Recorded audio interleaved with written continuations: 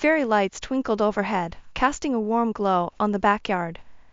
Laughter and chatter filled the air as I weaved through the throng of people, a plate piled high with canapes threatening to topple over at any moment.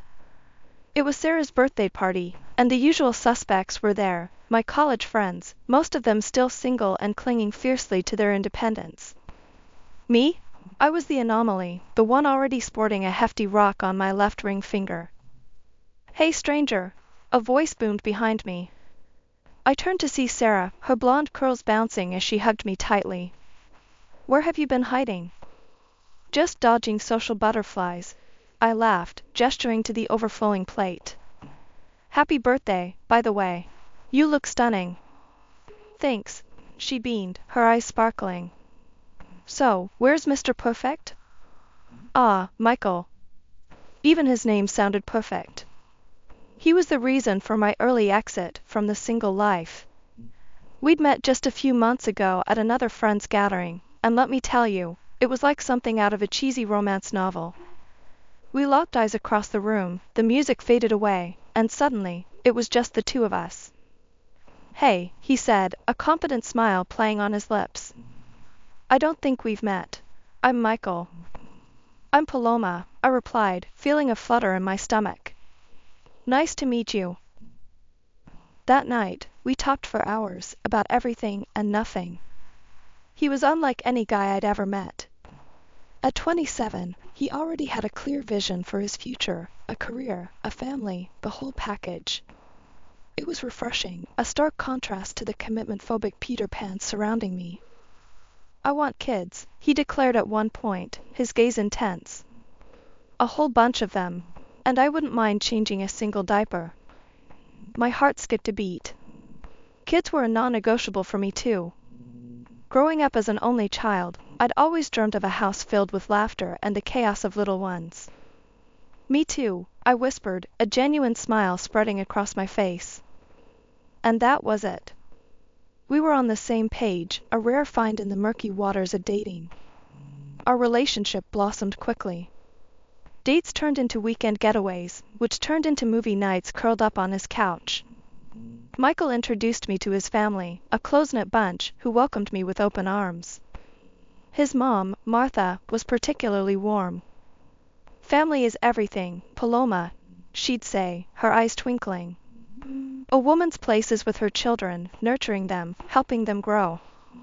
I couldn't help but agree. A year later, Michael got down on one knee, a simple diamond ring glinting under the park lights. Tears welled up in my eyes as I whispered yes. Our wedding was small but beautiful, surrounded by loved ones. After the honeymoon, reality set in. Michael, ever practical, suggested I stay home and focus on creating a loving environment for the future little ones we desperately wanted. "Think of it as an investment," he'd say, squeezing my hand. "I'll be the breadwinner. You focus on becoming the best damn mom ever." 6 months flew by in a whirlwind of doctor's appointments, cravings for pickles and ice cream at 3 in the morning, and endless baby name debates. Michael was ecstatic. He practically announced our pregnancy to everyone we met, booming. "Paloma's knocked up. We're gonna have a little heir." The way he phrased it always rubbed me a little wrong, this emphasis on an heir. But I brushed it off, focusing on the miracle growing inside me. Finally, the big day arrived. Hours of pushing, a symphony of screams, mine and the baby's, I might add, and then, silence. A tiny hand, wrinkled and perfect, grasped my finger. Relief washed over me, so intense it almost hurt. "It's a girl," the doctor announced, her voice filled with warmth.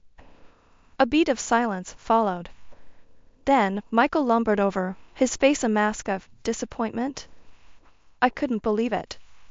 Here I was, exhausted and exhilarated, cradling our beautiful daughter, and all Michael could muster was a look like he'd lost his favorite team's championship game. "A girl, huh?" he finally mumbled, his voice devoid of any excitement. "Well, there's always next time for a boy, right?" My heart sank. Next time? He shrugged, his gaze flickering away from our daughter, nestled in my arms. "Yeah, you know. We gotta have an heir, gotta carry on the family name." I forced a smile. We have an heir, I said gently, nudging him towards the baby. Look at her, Michael. She's perfect. He gave a half-hearted nod, but his eyes remained distant. Thankfully, my in-laws were a different story. Martha, the moment she laid eyes on her granddaughter, Emily, practically went into grandma overdrive. She fussed over her, cooed at her, and showered her with tiny clothes and stuffed animals. A little princess, she declared, beaming. Just what this family needs. Michael's initial coldness towards Emily persisted. He'd hold her awkwardly, his gaze often straying to some unseen point in the distance.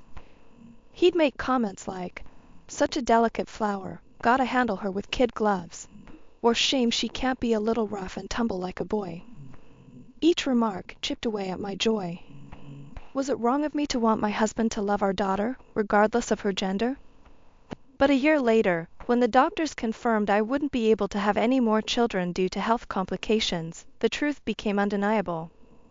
Michael's disappointment morphed into something darker, a constant undercurrent of resentment that permeated our lives. 8 years melted away like ice cream on a hot summer day. Emily, my little miracle, blossomed into a vibrant, independent child. At 8 years old, she possessed a mind sharper than a chef's knife. Gadgets were her toys, French flowed from her lips like a babbling brook, and her culinary skills could put most adults to shame.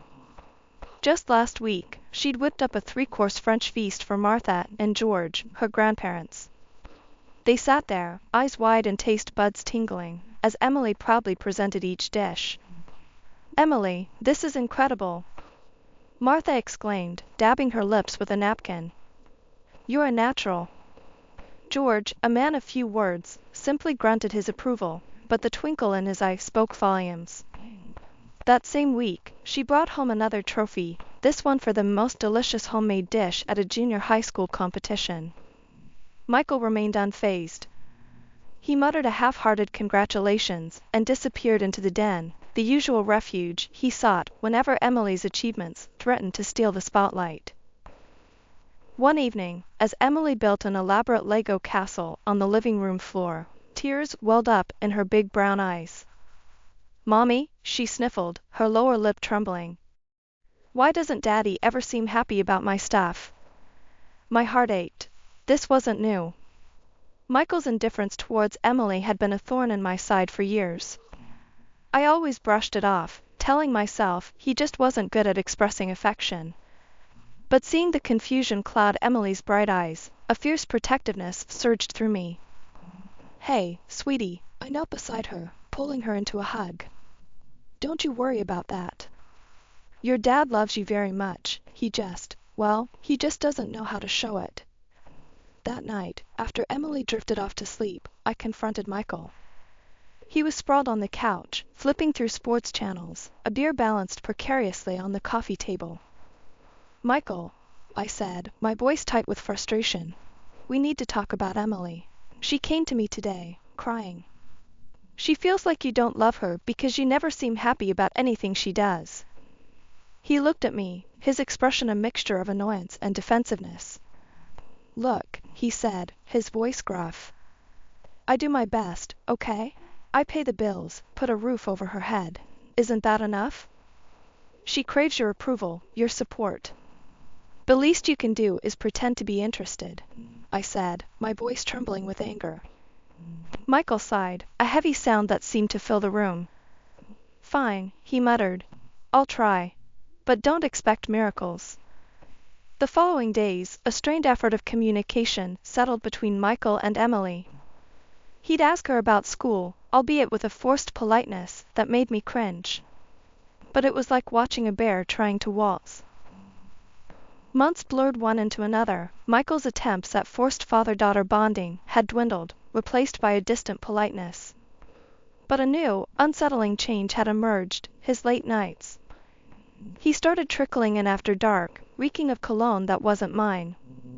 His excuses were flimsy excuses, work meetings running late, traffic jams on the freeway. Each explanation felt like a slap in the face. One evening, as the clock ticked past midnight and Emily was long asleep, I decided to confront him. He stumbled through the door, a tired but smug smirk plastered on his face. "There you are," I said, my voice tight with suppressed anger. "Where have you been? Emily's been asking about you all night." He shot me a condescending look. "Look, honey," he drawled, the irritation in his voice clear. "I bring home the bacon, all right? You sit here all day. What do you know about the real world?" My jaw clenched. This was the man who'd insisted I become a housewife. Now, he had the audacity to throw it back in my face. The following days were a tense dance of silence and simmering resentments. Michael retreated further, spending more and more time away from home. He even started dressing differently, trendier clothes, a cocky swagger that grated on my nerves. Even his hairstyle had changed, a youthful cut that seemed designed to shade years off his face. "Going for a new look, huh?" I remarked one morning, unable to contain my curiosity. He flashed me a toothy grin, the kind he never used on me anymore. "Work thing," he mumbled, avoiding my gaze. The lie hung heavy in the air. One day, Emily practically skipped into the house, a wide grin plastered on her face and a crumpled piece of paper clutched in her hand. "Mommy, guess what?" she chirped, bouncing on the balls of her feet. My heart swelled with pride. My little genius had a knack for collecting achievements. This time, what was it? Another coding competition win? A perfect score on a science test? "What is it, sweetie?" I asked, kneeling before her and taking the paper. "I won the school's Mind Games championship," she declared, her voice brimming with excitement. "They said I'm the smartest kid in my grade." I whooped with joy, engulfing her in a tight hug. "That's amazing, Emily. I knew you could do it." This victory deserved a celebration. But what? A fancy dinner? A trip to the amusement park? Those options felt lame for a mind as brilliant as Emily's. Then, an idea struck me. That afternoon, after Emily finished her coding class, yes, at 8 years old, I surprised her with a sleek, brand new smartphone. Her eyes widened in astonishment as she unwrapped the box.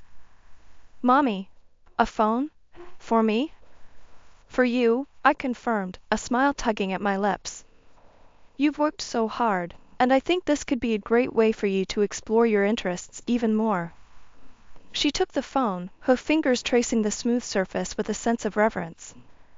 Within minutes, she'd figured out how to navigate it, taking photos, editing them with built-in filters, and even downloading a few educational apps. "Thank you, Mommy. This is the best gift ever," she exclaimed, throwing her arms around me. A pang of guilt twinged at my heart. Michael constantly harped on about me spoiling Emily. He wouldn't approve of this, not one bit. But the joy on Emily's face silenced that voice. "Just promise me one thing, okay?" I said, holding her gaze. "Don't tell Daddy about the phone. He might get mad." Emily, ever the loyal daughter, nodded earnestly. "My lips are sealed, Mommy. This is our little secret." A week later, a glimmer of hope, faint as a firefly in the night, flickered in our strained household.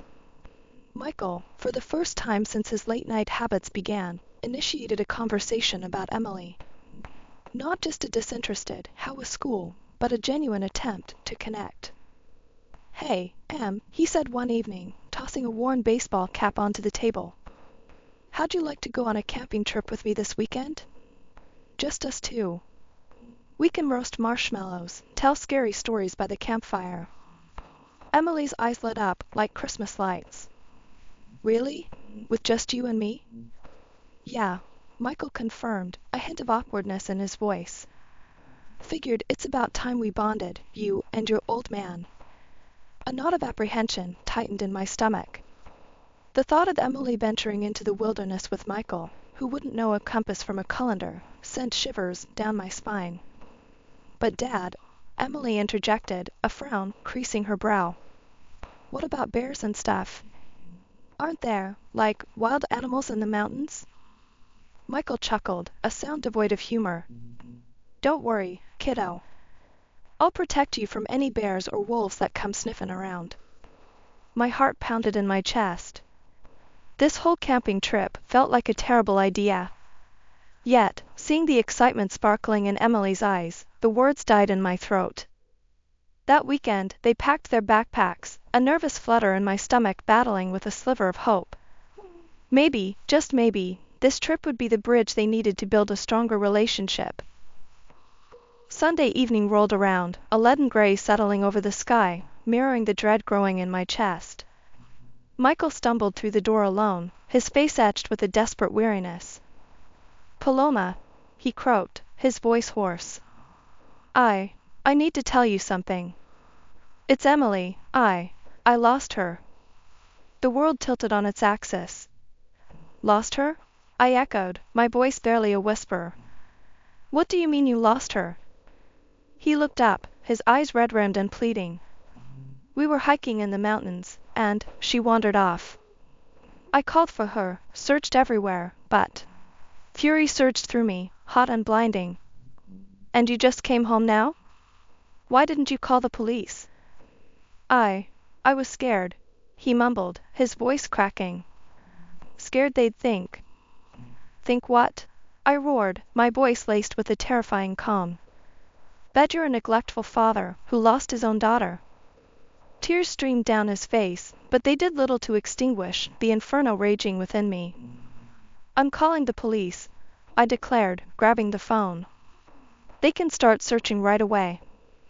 A frantic phone call later, sirens wailed in the distance, a beacon of hope in the encroaching darkness.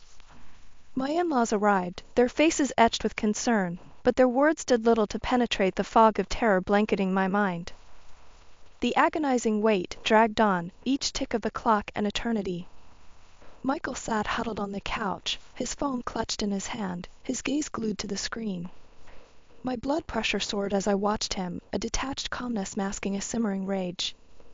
This was a worry, not genuine concern. It was something else entirely. A jolt of electricity shot through me. Emily! Her phone! Emily's phone! I screamed, the realization dawning on me like a slap in the face. She has a phone with GPS.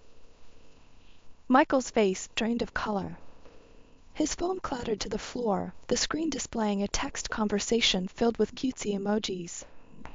Ignoring the sickening churn in my stomach, I grabbed my phone and dialed Emily's number. It rang unanswered, each unanswered ring chipping away at the fragile hope I clung to. With trembling hands, I relayed the information to the search team, a newfound urgency lacing their voices. Here's hoping that tiny phone, a symbol of my supposed overindulgence, would be the key to bringing Emily home. An hour stretched into what felt like a lifetime. Then, a crackle of static on the walkie-talkie shattered the tense silence. A voice, rough with relief, announced, "We found her. She's safe and sound." Moments later, the front door burst open, revealing a group of rescuers carrying a small, bundled figure. Emily, her face streaked with dirt and exhaustion, but safe. Alive. My in-laws engulfed her in a hug, tears streaming down their faces. I joined the embrace, burying my face in her hair, the scent of pine needles and fresh air a balm to my soul. When we finally pulled back, I looked into Emily's bright brown eyes. "Why didn't you answer your phone, sweetheart?" I asked, my voice thick with emotion. She shrugged, a hint of defiance in her small voice. "I was scared it would die," she explained. "So I just stayed put and waited for them to find me on the GPS thing." 8 years old, and already displaying a wisdom that put her father to shame. Shame that simmered into a white-hot rage as I glanced at Michael, who stood awkwardly to the side, a ghost at his own daughter's homecoming party. "Well, aren't you going to say something?" I spat, my voice laced with venom. "Welcome home, sweetheart? Glad you're not lost in the wilderness anymore?" Michael flinched at my words, but remained silent. Emily, sensing the animosity, wriggled out of my embrace and walked towards him. "Daddy," she said, her voice small, but clear. "Why did you leave me all alone in the mountains?" Michael's lips stretched into a thin, unconvincing smile. Just a little test, champ, he mumbled, his voice strained. See how brave you are. Emily, for an 8-year-old, displayed a maturity that belied her age. She tilted her head, her gaze unwavering. No, she corrected. You left me on purpose. A choked laugh escaped Michael's lips. Don't be silly, kiddo. Why would I do that? Because you don't like me, she stated bluntly, her voice devoid of accusation, simply a fact. You never wanted me. My breath hitched in my throat. The truth, raw and unfiltered, hung heavy in the air. Michael's face flushed crimson, his eyes darting around the room like a cornered animal. That's not true, he blustered, his voice laced with desperation. You're just a stupid kid, making stuff up. Don't call me stupid, Emily retorted, her small frame bristling with defiance. Martha, ever the peacemaker, intervened. Michael, that's enough, she snapped, her voice surprisingly firm. Let Emily speak. Michael opened his mouth to protest, but a withering look from his father silenced him. Emily, darling, George said, his voice gentle. Can you tell us what happened? Emily, emboldened by her grandfather's support, reached into her pocket and pulled out her phone, the very phone I'd given her as a secret gift. I have proof, she declared, her voice ringing with newfound confidence. With a few taps on the screen, a voice filled the room. A woman's voice, sweet and seductive, cooing into the phone. It was a conversation Emily had cleverly recorded. Don't worry, honey, the voice purred. Soon, we'll be together. Just get rid of her, permanently. The blood drained from my face. My heart hammered against my ribs, a frantic drumbeat against the chilling silence that followed. What is this? I stammered, my voice barely a whisper. My father-in-law turned to Michael, his face etched with a mixture of disappointment and fury. What does this mean, son? Michael, cornered and defeated, crumpled to his knees, tears streaming down his face. The carefully constructed facade crumbled, revealing the truth in all its ugliness. He confessed everything, a sordid tale of a desperate affair and a ruthless ambition. His mistress, he revealed, was pregnant with his son, an heir, the one he'd always craved. But she wouldn't marry him, not while he had a wife and a child who would eat into his finances with alimony payments.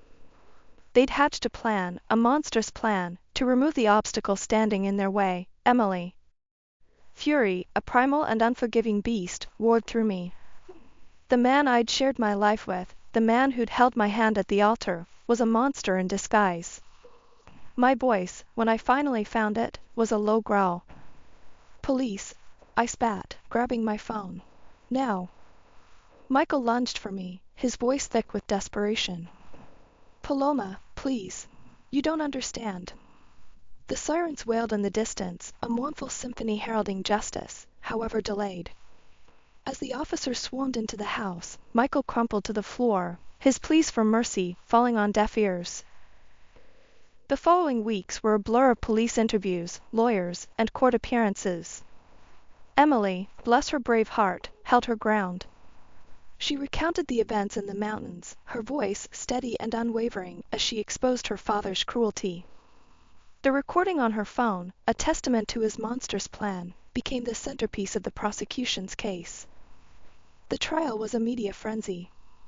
Michael and his mistress, a viper with painted nails and a heart as cold as ice, pointed fingers at each other, each desperate to shift the blame. Their lies, however, were as flimsy as tissue paper against the weight of evidence. Justice, though slow, did prevail. Michael and his mistress were found guilty of attempted murder. The judge, a stern woman with steely eyes, slammed them with a hefty sentence. They would spend years behind bars, a small price to pay for the monstrous act they'd planned. As for financial compensation, it was a hollow victory. Money couldn't erase the scars etched upon my soul, the fear that had choked me in the agonizing hours of Emily's disappearance. Yet, it served as a symbolic punishment, a reminder of the life they'd so heartlessly tried to extinguish. Perhaps the most satisfying blow came from Michael's own family. Martha and George, their faces etched with a profound disappointment, publicly disowned their son. They stood by me and Emily, their unwavering support a balm to our wounded hearts. Emily and I moved away, leaving behind the ghosts of the past. It wasn't easy. There were nightmares that clawed at my sleep. But with each sunrise, with each shared laugh with Emily, the shadows receded. And as I held Emily close, the warmth of her small body a beacon of hope, I knew one thing for certain: a mother's love, fierce and unwavering, could conquer even the most monstrous betrayals.